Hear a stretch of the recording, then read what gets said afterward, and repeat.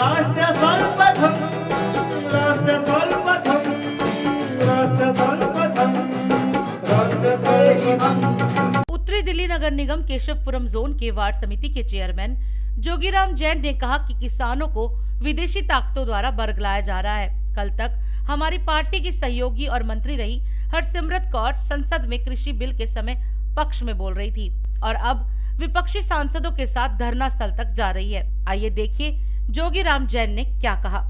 72 दिन हो गए किसानों का आंदोलन करते हुए। मैं तो ये कहूँगा कि ये किसानों का दुर्भाग्य है कि वो किसी के कहने से गुमराह हो रहे हैं। उन्होंने पूरी तरह से इन बिलों को पढ़ा नहीं है, देखा नहीं है। अगर मान लो घर में कोई बुजुर्ग हमारे हैं, आपके माता पिता भाई, जो सारी उम्र आपकी देखभाल में लगा हुआ, मैं ये कहना चाहूँगा कि जब से मोदी जी ने प्राइम मिनिस्टर का पद संभाला है, उनके जहन में केवल किसान ही किसान रहता है। गरीब आदमी, मजदूर और किसान, उनके भलाई के लिए न जाने कितनी योजनाएं उन्होंने बनाई है कि पूरे लॉकडाउन पीरियड में, कोरोना के समय या उससे पहले, कितनी योजनाएं बना के किसानों को हर हालत में उनको फ़ायदा पहुंचाने की कोशिश करी है। और अभी भी वो कमिटेड हैं कि किसानों की आय 2022 तक वो दुगनी कर देंगे। जिस व्यक्ति की ऐसी सोच हो, जिसका कोई अपना स्वार्थ ना हो, वो क्या गलत जो है ना कोई बिल बना सकता है? ये किसान लोग दूसरी पार्टी के लोगों के और किसी खालिस्तानी आंदोलन चलाने वालों के विदेशों के इशारे पे गुमराह हो गए हैं। अदरवाइज कोई बात नहीं है। वो जो असली किसान हैं वो बिल्कुल दिल से सच्चे हैं, लेकिन उनको बहकाने वाले, उनको बरगलाने वाले इस तरह के लोग हैं, जिसकी वजह से वो अपना भी भविष्य खराब कर रहे हैं और देश की प्रगति में भी बाधा पैदा कर रहे हैं। जिनको खेतों में रहना चाहिए था, काम करना चाहिए था, वो ऐसे पॉलिटिक्स में घूम के। मैं आपको एक संक्षिप्त सी जानकारी दूं, इसमें हमारे सहयोगी बादल ग्रुप के जो है वो रहे हैं। और बिल जब पास हो रहा था तो सिमरनजीत कौर जो है ना वो इसके पक्ष में भाषण दे रही थी, लेकिन अचानक क्या हुआ कि वो रिज़ाइन दे के भी चले गई और वहाँ पर जो है ये भड़काया पंजाब में जाके लोगों को, क्योंकि उनका बहुत बड़ा साम्राज्य था। उन्होंने बहुत बड़े बड़े गोडाउन बना रखे थे और एमएसपी का सारा फ़ायदा वही उठाते थे, पहले सारा माल खरीद लेते थे। तो उनको लगा कि अगर ये बिल पास हो गए तो हमारी रोजी रोटी जो है ना जाएगी। जो अरबों का व्यापार करते थे, केवल इस तरह के जो लोग हैं जो बहुत मोटा इन्वेस्ट करते हैं इस काम में, वो लोग जो है ना वो बिजनेसमैन हैं, उन्होंने ऐसा किया है और उसकी वजह से गुमराह होकर वो पैसा भी यहीं लगा रहे हैं, फाइनेंस कर रहे हैं। न जाने इतना पैसा जो है ना इस आंदोलन में वो खर्च कर रहे हैं, उनको दिखाई दे रहा है। नहीं तो किसान कभी ऐसे कर सकते हैं क्या? और अब जो अपनी 26 तारीख को जो देखने को मिला है, उसमें कहीं बात रह गई कि ये किसान है। इससे जो है बदतर स्थिति इस आंदोलन की और हो नहीं सकती। जितना मैं तो यही उनको भी ये सलाह दूंगा कि जितनी जल्दी हो वो इस बात को समझें और अपने इस आंदोलन को विड्रॉ करें। मोदी जी कहीं दूर नहीं है, जो उन्होंने कमिटमेंट करी है वो उसको पूरा करेंगे। इसलिए जितना अच्छा हो सके इसको समाप्त करें और आराम से अपना काम करें। राष्ट्र सर्वप्रथम की बात ललित सुमन के साथ कार्यक्रम में आपका स्वागत है। राष्ट्र सर्वप्रथम की बात ललित सुमन के साथ कार्यक्रम में हम अभी आपसे फिर एक बार चर्चा कर रहे हैं जो किसान आंदोलन को लेकर तरह तरह की बातें उठने लगी है। पक्ष और विपक्ष में भी लोग खड़े होने लगे हैं। कल तक किसानों के पक्ष में आवाज उठा रहे थे, किसान को अन्नदाता मान रहे थे और सभी एक स्वर में किसानों के हित की बात कर रहे थे। लेकिन 26 जनवरी को जो घटना घटित हुई भारत की राजधानी दिल्ली में, उसके बाद दिल्ली के साथ साथ संपूर्ण देश में भी यह बात उठने लगी है कि किसान आंदोलन के नाम पर वे लोग कौन थे जो भारत की राजधानी दिल्ली में जाकर लाल किले के अंदर अराजकता फैलाने का काम किया, राष्ट्रीय ध्वज को अपमानित करने का काम किया और वर्दीधारी पुलिसकर्मी पर प्राणघातक हमला करने का काम किया। किसान आंदोलन सही है, किसानों को अपनी बात रखने का अधिकार है, उसे रखना भी चाहिए, ये बात सभी कर रहे हैं। लेकिन जिस तरीके से 26 जनवरी को ट्रैक्टर यात्रा के नाम पर अराजकता फैलाने का प्रयास किया गया, उसकी चारों ओर निंदा हो रही है। और अब तो स्थिति ये उत्पन्न होती जा रही है कि अब कई संगठन ने कहा है कि वे पुलिस कर्मियों के ऊपर जो प्राणघातक हमला हुआ उसके लिए भी वो आवाज़ उठाएंगे। और किसानों पर भी वे कई तरह के आरोप लगाना शुरू कर दिए हैं कि जो किसान धरना पर बैठे हैं उन्हें बरगलाया गया है, उन्हें गुमराह किया गया है और उन्हें सच्चाई नहीं बताई जा रही है, जिसके कारण इस प्रकार की समस्या उत्पन्न हो रही है। अब यह एक बड़ा ही विकट स्थिति है कि आखिर हमारे देश के किसान जिन्हें अपने अधिकार के लिए आवाज़ उठानी है, वे आखिर गुमराह कैसे हो रहे हैं, उन्हें गुमराह कौन कर रहा है, वह कौन सा ऐसा तत्व है जो किसानों को गुमराह कर देश में अशांति फैलाने का प्रयास कर रहे हैं, इसके पीछे कौन है, इसकी भी एक निष्पक्ष जांच की जानी चाहिए। क्योंकि किसान हमारे देश की रीढ़ है। देश की आज़ादी के वक्त भी किसानों ने अपना अहम रोल अदा किया था और आज़ाद हिंदुस्तान के बाद भी किसानों का एक अहम रोल है। किसान सभी विकट परिस्थितियों को झेलकर इस देश के लिए अन्न उपजाने का काम करते हैं और किसानों को कई प्रकार की समस्याओं से लगातार जूझना पड़ा है। इस बात से भी इनकार नहीं किया जा सकता, चाहे वह महाराष्ट्र के विदर्भ का मामला हो या उत्तर प्रदेश का मामला हो या हरियाणा का हो, पंजाब का हो, तमिलनाडु का हो या बिहार प्रदेश का हो। किसानों के सामने में समस्याएं कभी बीज को लेकर, कभी खाद को लेकर, कभी बैंक ऋण को लेकर हमेशा से रहा है और किसान सभी परिस्थितियों को झेलते हुए और प्रकृति के प्रकोप को भी बर्दाश्त करते हुए अपने लिए, अपने परिवार के लिए, अपने समाज के लिए और राष्ट्र के लिए अनाज उपजाने का लगातार काम किया है। इसीलिए किसान को बड़े ही सम्मान के साथ देखा जाता था और किसानों की बात को अब तक सुनी जाती रही है। लेकिन किसानों को जितनी राहत मिलनी चाहिए, किसानों को जितना महत्व मिलना चाहिए आज़ादी के बाद, उतना महत्व किसानों को नहीं मिला, जिसके कारण किसानों को कई प्रकार के आर्थिक परेशानियों का सामना करना पड़ा और बड़े तादाद में किसानों ने आत्महत्या तक किया और इसकी आवाज़ संसद के अंदर तक गूंजी। इस बात से कोई इनकार नहीं कर सकता, यह सभी राजनीतिक दलों को पता है और सभी राजनीतिक दल ने समय समय पर किसान के मुद्दे को उठाने का काम किया। शरद पवार ने भी किसानों के हित में आवाज उठाया था और सभी मुख्यमंत्रियों को पत्र लिखा था। पिछले समय में जब कांग्रेस सत्ता में थी तो वो भी किसानों के हित के लिए काम करने की बात कही थी और पिछले 6 वर्षों से नरेंद्र मोदी की सरकार, केंद्र की सरकार भी लगातार किसानों के कल्याण के लिए कदम उठा रही है।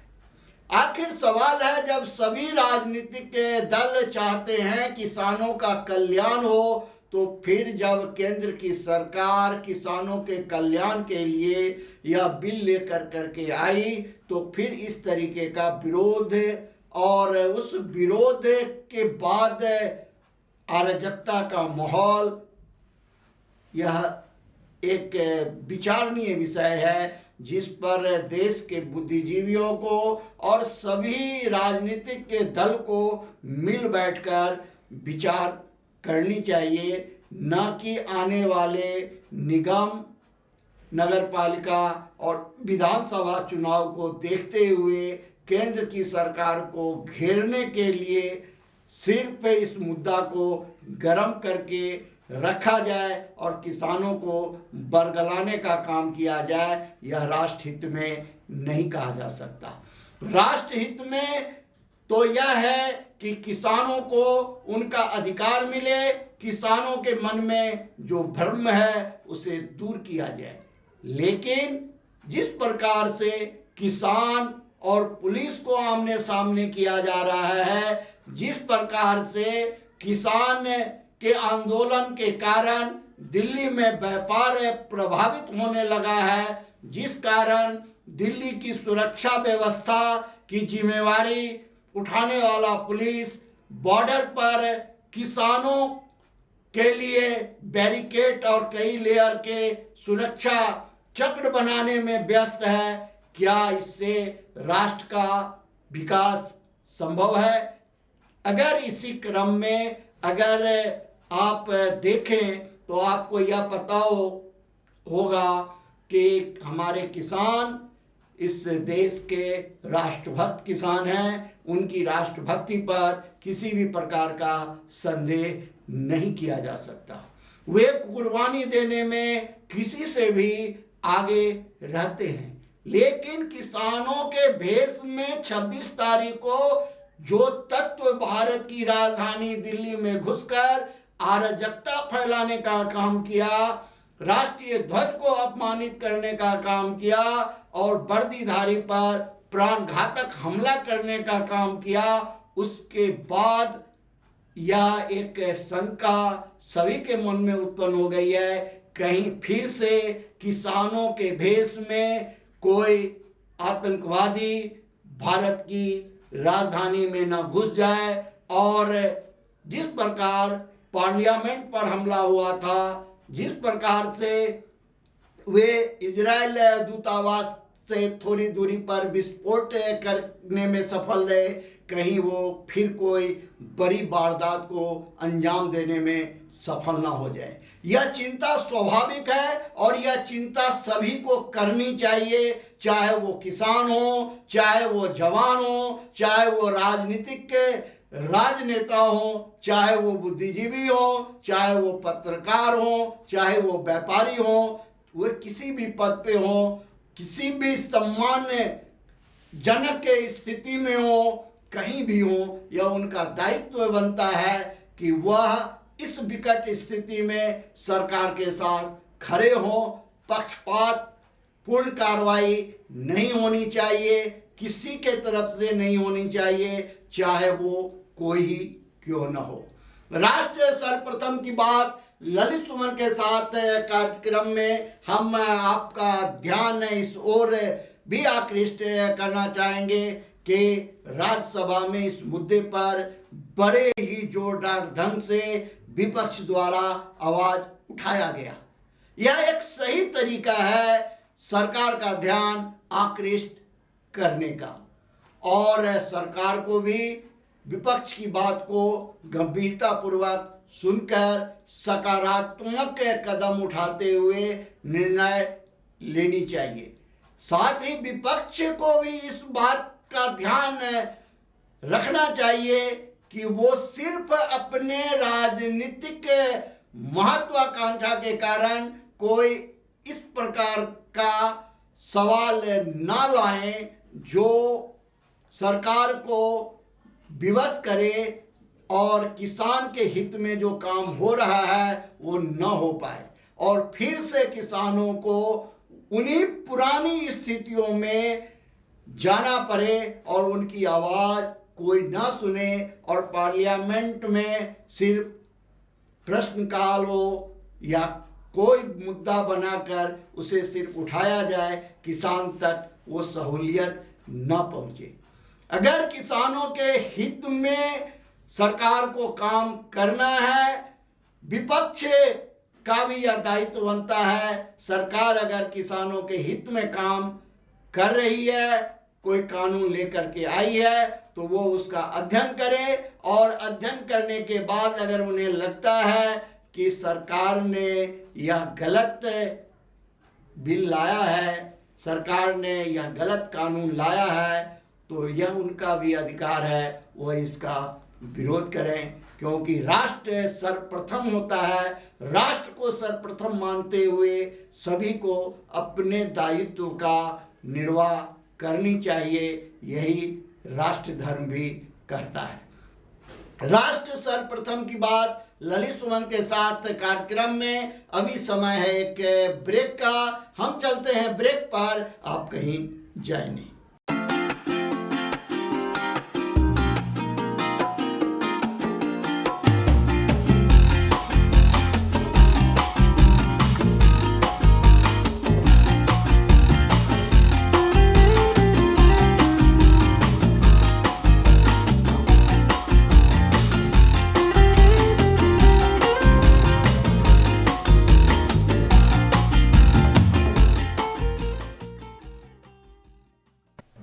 वर्षों से प्रकाशित मदर इंडिया पत्रिका।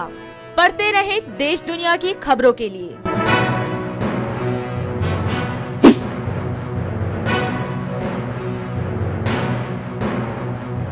26वें वर्ष में आपके लोकप्रिय समाचार पत्र इंडिया दर्पण का प्रवेश। आप भेजते रहें अपने क्षेत्र की खबरें।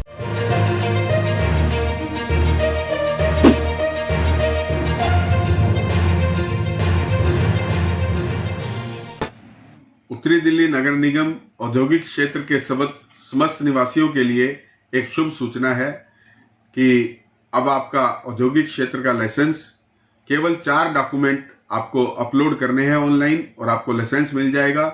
उसमें आपका ऑनरशिप प्रूफ, डीपीसीसी का सर्टिफिकेट, एनओसी, फायर की और उसके साथ आपकी सेल्फ डिक्लेरेशन। इन सब को आप जब अपलोड कर देंगे तो इसी आधार पर आपका लाइसेंस आपको ऑन क्लिक मिलेगा। और इसके साथ साथ हम लोगों ने इसका रिन्यूअल को भी बहुत सरलीकरण किया है। आप लोग अपने औद्योगिक क्षेत्र की जितने भी कंफर्म हमारे औद्योगिक क्षेत्र हैं उसके अंदर आप प्रत्येक तल पर भी लाइसेंस ले सकते हैं। आप जल्दी से जल्दी इस सुविधा का लाभ उठाएं। धन्यवाद। शुक्रवार को राज्यसभा में केंद्रीय कृषि मंत्री नरेंद्र सिंह तोमर ने नए कृषि कानूनों को लेकर बात की। उन्होंने कहा कि अगर सरकार ने कृषि कानूनों में बदलाव किया है तो इसका ये मतलब नहीं कि ये कृषि कानून गलत है। नए कृषि कानूनों को लेकर एक राज्य के किसानों को बरगलाया जा रहा है। हमारे नए कृषि कानूनों को काला कानून बताया गया। कोई ये तो बताए कि इसमें काला क्या है, तभी तो इसमें कोई बदलाव किया जाएगा। कृषि मंत्री नरेंद्र सिंह तोमर ने केंद्र सरकार के कॉन्ट्रैक्ट फार्मिंग कानूनों पर चर्चा करने के दौरान कहा कि पंजाब में तो कॉन्ट्रैक्ट फार्मिंग का ऐसा कानून है जिसमें किसानों के जेल जाने और 5 लाख के जुर्माने का प्रावधान है, जबकि केंद्र सरकार के नए बने कानून में किसानों को पूरी आजादी दी है कि वे जब चाहे तब कॉन्ट्रैक्ट से खुद को अलग कर सकते हैं। हमने जो उनकी भावना के अंतर्गत जिन बिंदुओं को चिन्हित किया जा सकता था उनको प्रस्ताव देने का भी प्रयत्न किया, लेकिन मैंने साथ में यह भी कहा कि अगर हम भारत सरकार किसी भी संशोधन के लिए तैयार है, इसके मायने ये नहीं लगाना चाहिए कि किसान कानून में कोई गलती है। दिल्ली में पिछले 2 महीने से ज्यादा समय से किसान आंदोलन जारी है। किसान नए कृषि कानून को वापस करने की मांग पर अड़े हैं, जिसके विरोध में गणतंत्र दिवस के दिन किसानों ने ट्रैक्टर रैली भी निकाली थी, जो कि देखते ही देखते हिंसक हो गई, जिसमें सैकड़ों पुलिसकर्मी बुरी तरह से घायल हो गए थे। हालांकि अब दिल्ली की स्थिति में सुधार है, लेकिन कृषि आंदोलन के चलते किसान संगठन ने 6 फरवरी को दिल्ली में चक्का जाम का ऐलान किया है, जिसको देखते हुए दिल्ली के भीतर और दिल्ली की सीमाओं पर कड़े सुरक्षा के इंतजाम किए गए हैं। आइए देखिए राष्ट्र सर्वप्रथम की टीम से मिहिर झा की रिपोर्ट। कल किसानों के द्वारा पूरे भारत में चक्का जाम की जाएगी। इसी के मद्देनजर दिल्ली पुलिस, अर्धसैनिक बल के पदाधिकारी और जवान पूरी तरह से मुस्तैद हैं। मैं आपको अभी करोल बाग से दिखा रहा हूँ, देखिए कितनी चाक चौबंद व्यवस्था है। दिल्ली पुलिस और अर्धसैनिक बलों का सहयोग पूरी तरह से तैयार दिल्ली पुलिस अर्धसैनिक बलों की टुकड़ी बिल्कुल सुरक्षा के मूड में। किसान आंदोलन विगत दिनों चल रहा है और कल किसान नेताओं ने पूरे भारत में चक्का जाम का ऐलान किया है। इसी के मद्देनजर मैं आपको करोल बाग हनुमान मंदिर के ठीक सामने से दिखा रहा हूँ कितनी चाक चौबंद है। मैं राष्ट्र सर्वप्रथम के लिए मिहिर कुमार झा करोल बाग से। बुधवार को देश के रक्षा मंत्री राजनाथ सिंह ने 13वें एरो इंडिया शो की शुरुआत बेंगलुरु में की थी, जिसका समापन आज हुआ। सूत्रों के अनुसार इस दौरान वायुसेना प्रमुख RKS भदौरिया ने कहा कि स्वदेशी लड़ाकू विमान LCA तेजस एयरफोर्स की बैकबोन बनने जा रहा है। उन्होंने कहा कि 83 LCA तेजस मार्क 1 एयरफोर्स के लिए बेहद जरूरी थे, क्योंकि इसकी क्षमता, हथियार और सेंसर बेहतर है। साथ ही ये स्वदेशी डिफेंस इंडस्ट्री के लिए भी बेहद जरूरी है। उन्होंने कहा कि हमें अपनी लड़ाई खुद लड़नी है, जिसके लिए हम एडवांस मीडियम कॉम्बैट एयरक्राफ्ट भी सेना में शामिल करेंगे। इसके अलावा MMRCA प्रोजेक्ट के तहत 114 फाइटर जेट की प्रक्रिया चल रही है, जिसमें विदेशी लड़ाकू विमान भी टेंडर प्रक्रिया में हिस्सा ले सकते हैं। एयर चीफ मार्शल ने कहा कि विवाद बढ़ने के बाद चीन ने सीमा पर लड़ाकू विमान तैनात किए थे, लेकिन जब हमने इस क्षेत्र में राफेल की तैनाती की तो वह पीछे होने पर मजबूर हो गए। बता दें कि एरो इंडिया शो में कोरोना की वजह से पहली बार वर्चुअल एंट्री की व्यवस्था की गई थी, यानी कि एयर शो के साथ साथ वहां लगने वाले सारी एग्जीबिशन भी घर बैठे लोगों ने देखी। इसमें देश विदेश की 600 कंपनियां शामिल हुई। इस बार 203 कंपनियों ने वर्चुअल रूप से अपने हथियार प्रदर्शित किए। बता दें कि वर्चुअल होने की वजह से इसे हाइब्रिड मोड एग्जीबिशन नाम दिया गया।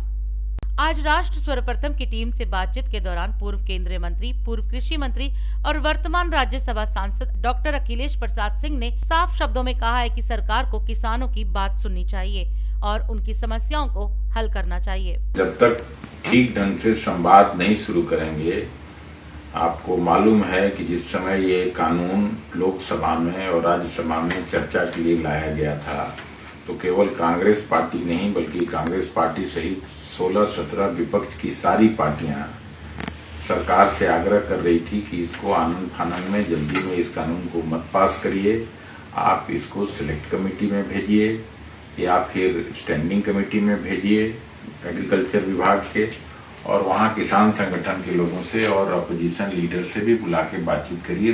ये किसान आंदोलन से कभी नहीं हटेंगे जब तक ये तीनों कानून वापस नहीं लेती है, रिपील नहीं करती है भारत सरकार।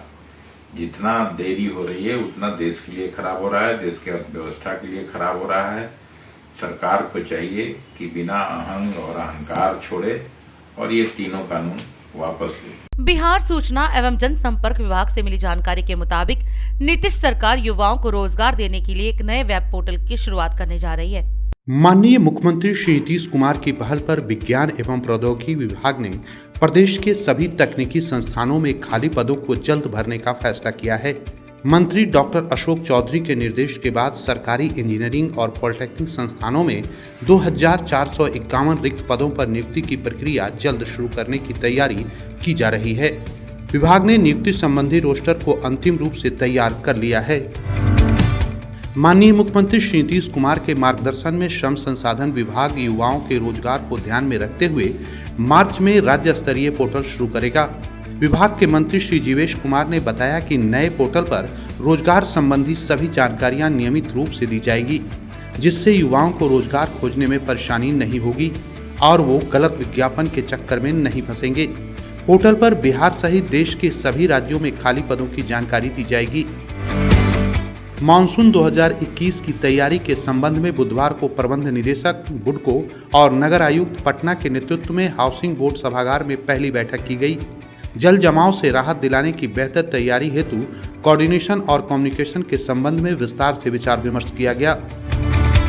पटना के जिलाधिकारी डॉक्टर चंद्रशेखर सिंह ने दनियामा बाईपास NH 30A के निर्माण कार्य में आ रही समस्या का समाधान करने एवं किसानों से बातचीत करने हेतु परियोजना स्थल का निरीक्षण किया। इस दौरान उन्होंने किसानों की समस्याएं सुनी तथा उन्हें हर संभव मदद का भरोसा दिया।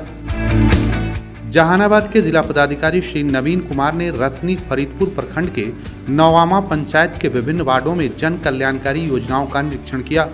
इस दौरान उन्होंने स्थानीय लोगों से बातचीत की तथा उनकी समस्याओं से रूबरू हुए। बक्सर के जिला पदाधिकारी श्री अमन समीर की अध्यक्षता में आपूर्ति चयन समिति की बैठक की गई। बक्सर अनुमंडल अंतर्गत कुल 26 रिक्तियों के विरुद्ध 20 अनुज्ञप्ति के लिए नामों की अनुशंसा की गई। किशनगंज के जिलाधिकारी डॉक्टर आदित्य प्रकाश ने बुनियाद केंद्र सक्षम का निरीक्षण किया। इस दौरान उन्हें दिव्यांगजन सेवा एवं अन्य सुविधाओं का जायजा लिया एवं आवश्यक दिशा निर्देश दिए। नवादा के जिला पदाधिकारी श्री यशपाल मीणा ने वारसलीगंज प्रखंड कार्यालय का निरीक्षण किया। इस दौरान उन्होंने कैश बुक की जांच की, साथ ही एसएफसी गोदाम, आरटीपीएस काउंटर और निर्माणाधीन आईटी भवन का भी निरीक्षण किया।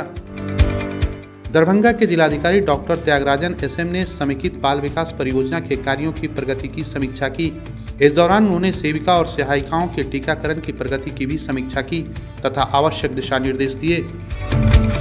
भोजपुर के जिला निर्वाचन पदाधिकारी सह जिलाधिकारी ने निर्वाचन कार्यालय में ईपिक कियोस्क का उद्घाटन किया।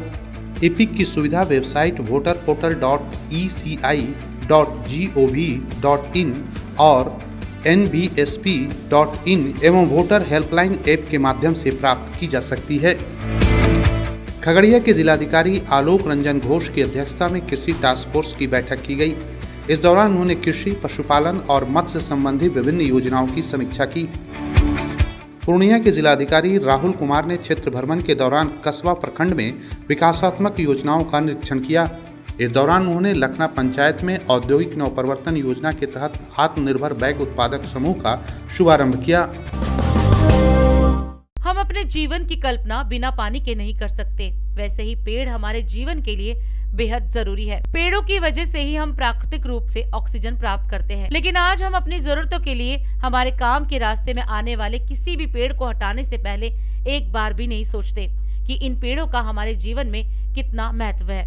ये हमें जीवन दान देते हैं। पेड़ों के इसी महत्व को देखते हुए सुप्रीम कोर्ट द्वारा गठित कमेटी ने एक पेड़ की सालाना कीमत 74,500 रुपए बताते हुए कहा कि साल दर साल इसकी कीमत में वृद्धि भी होती रहती है। बता दें कि पश्चिम बंगाल में 5 रेलवे ओवरब्रिज को बनाने के लिए 300 पेड़ काटने की जरूरत थी, जिसके बाद सुप्रीम कोर्ट द्वारा पेड़ों के मूल्यांकन के लिए कमेटी का गठन किया गया था, जिसके अनुसार इन पेड़ों की कुल कीमत 2.2 अरब रुपए आंकी गई थी। बता दें कि किसी भी पेड़ की कीमत बाजार में लकड़ी के दाम के अलावा उसके द्वारा दिए जा रहे ऑक्सीजन सुविधा और उसकी उम्र के आधार पर की जाती है। जानकारी के अनुसार परियोजना के विरोध में association of protection of democratic rights नाम की संस्था ने याचिका दाखिल की थी।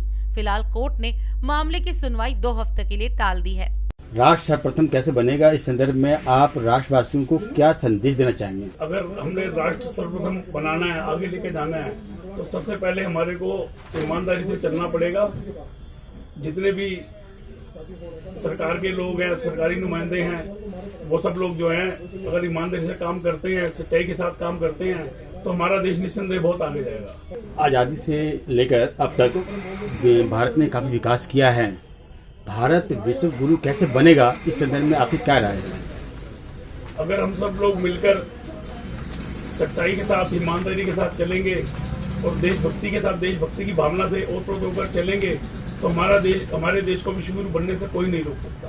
केंद्र सरकार व राज्य सरकार से आप क्या चाहते हैं और जनता को क्या संदेश देना चाहेंगे कि राष्ट्र सर्वप्रथम बनने में वे अपना क्या योगदान है?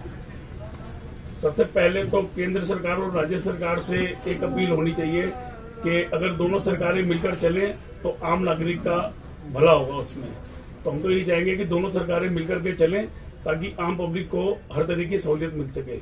राष्ट्र सर्वप्रथम बनने में भ्रष्टाचार कितना बाधक है, इस संदर्भ में आप बताएं। अगर हमारे देश से भ्रष्टाचार मिट जाए तो हमारे देश को विश्व गुरु बनने से जल्दी कोई नहीं रोक सकता। अगर भ्रष्टाचार ही सारी जड़ है यहाँ पे हमारे मुल्क में, और हम भी चाहते हैं कि भ्रष्टाचार तेजी से खत्म हो और जल्दी से खत्म हो। सबको मालूम ही है कि भ्रष्टाचार किस तरह से हमारे देश को जो है निगल रहा है, किस तरह से हमारी सच्चाई के साथ ईमानदारी से जो लोग चलते हैं, भ्रष्टाचार ने हमारे देश की जो जड़ें हैं वो खोखली कर दी है भ्रष्टाचार ने। ये सबको मालूम है कि भ्रष्टाचार कहाँ पर है और किस तरीके से है, और हम सबके सहयोग से उसे खत्म करना चाहेंगे। हम चाहेंगे भ्रष्टाचार जल्दी से जल्दी खत्म हो ताकि हमारा देश उन्नति और विकास के मार्ग पर चले। राष्ट्र सर्वप्रथम की बात ललित सुमन के साथ कार्यक्रम में आज हम आपसे यही विदा लेते हैं और हम आपसे फिर मिलेंगे नए सवाल के साथ, नई खोज के साथ, नई बातों के साथ राष्ट्र सर्वप्रथम, वंदे मातरम, जाग उठा है भारत। राष्ट्र सर्वप्रथम, राष्ट्र सर्वप्रथम, राष्ट्र सर्वप्रथम, राष्ट्र सर्वप्रथम।